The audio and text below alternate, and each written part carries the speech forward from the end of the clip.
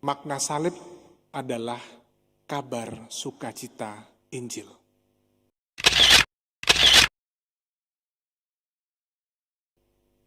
Para ibu dan bapak, saudari dan saudara yang dikasihi Tuhan, kalau kita sebagai orang beriman Kristiani mendengar kata salib, apa yang muncul pertama dalam pikiran kita?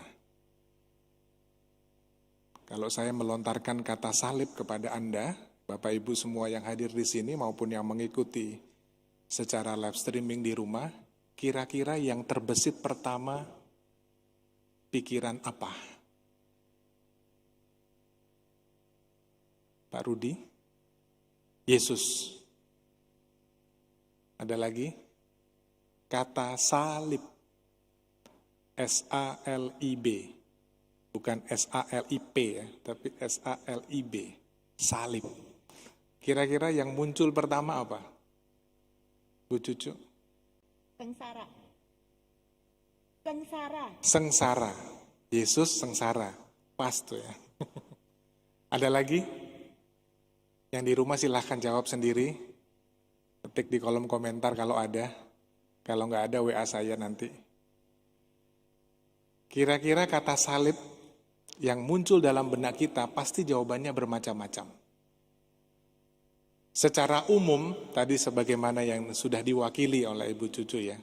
Kalau kita bicara mengenai salib, jarang jawabannya Yesus. Ini cuma mungkin satu-satunya Pak Rudi yang jawab Yesus ya.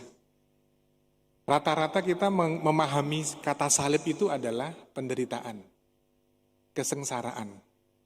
Sebagaimana yang kita lihat di altar, salib Tuhan, Yesus dipaku, itu kan mengalami penderitaan.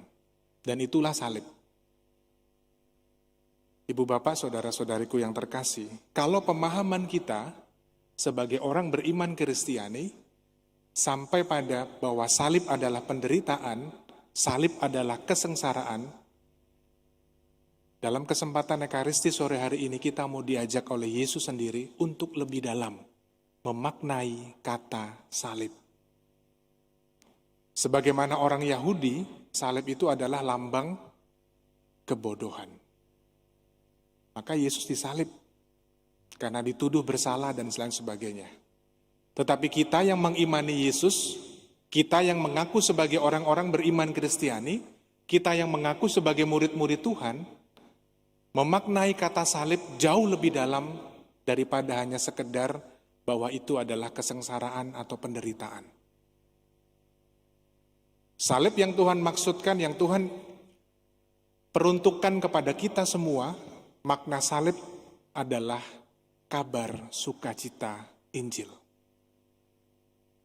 Ada kemenangan, ada kegembiraan, ada sukacita.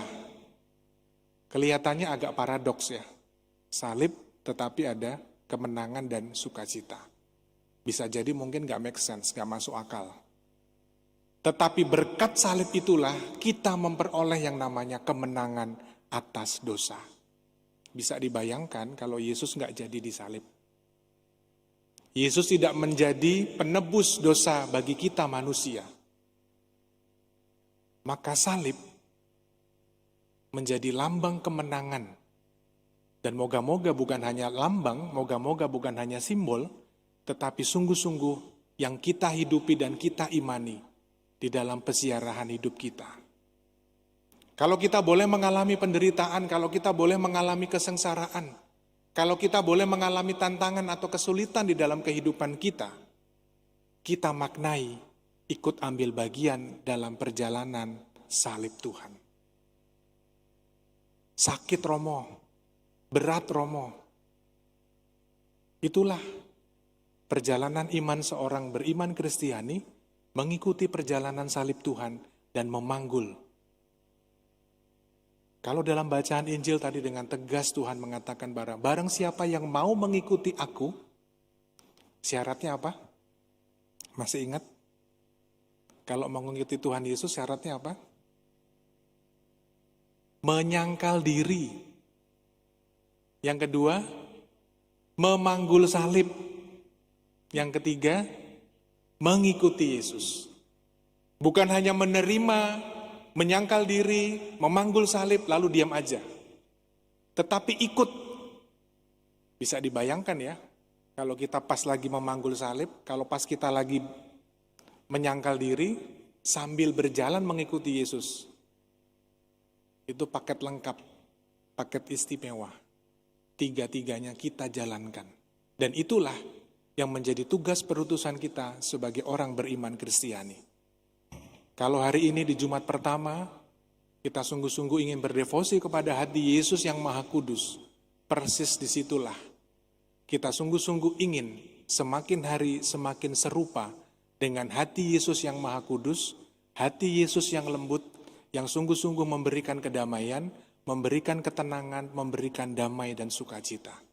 Semoga kita bisa memaknai salib kita masing-masing di dalam perjalanan dan pesiaran hidup kita dengan lebih dalam sebagaimana yang Yesus teladankan bagi kita.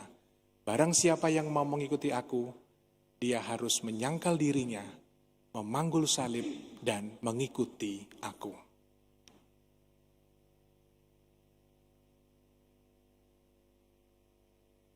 Tuhan yang Maha Kasih, syukur dan terima kasih atas rahmat salib yang Kau berikan kepada kami sebagai pengikut-pengikut-Mu. Kami mohon ya Tuhan, semoga Kau kuatkan kami untuk menanggung salib kami masing-masing di dalam pesiarahan hidup ini. Dan moga-moga melalui perjalanan salib-Mu, kami boleh menikmati kebahagiaan bersama-Mu di surga demi Kristus Tuhan dan pengantara kami. Amin. Kita lanjutkan dengan persembahan.